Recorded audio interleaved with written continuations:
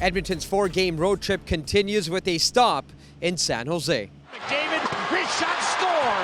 Zach Hyman, his 35th, and that will be the 100th point for Ryan Nugent-Hopkins this season. Nugent-Hopkins reaching the century mark was certainly the highlight in Edmonton's 47th victory of the season, but we cannot overlook the contributions from throughout the lineup. The line of Kostin, Bukestad, and Janmark was excellent, scoring both 5-on-5 goals, while goaltender Jack Campbell turned in another strong performance. Listen, we know the headlines that the top players on this team have been making all throughout the campaign, but equally as important, the depth contributions have come out all season long, and especially so during this 11-0-1 stretch.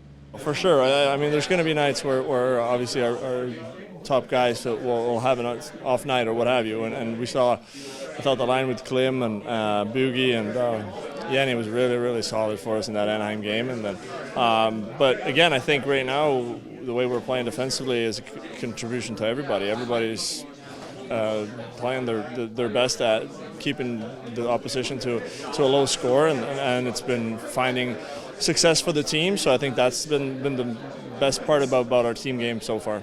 We're blessed with a lot of people in our lineup that can contribute, and we ask different things of different people, but sometimes when someone steps up in an area that might not be their area of specialty, it gives your team a little bit of a boost. And I thought the line of Kostin, Bukestad, and Janmark in the Anaheim game gave us a lot of really hard-working minutes. You look at the goals that they were able to score; those were hard-working goals.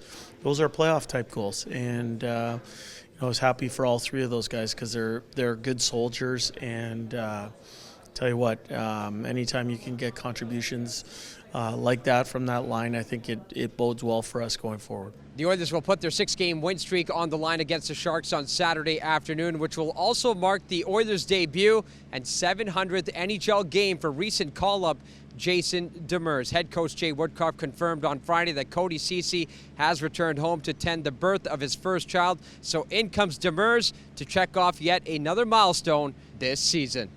I mean, there's a ton of emotion. I mean, they kind of told me 3-4 days ago, so I was able to get out there's a lot of tears and a lot of emotion. Still, it's been a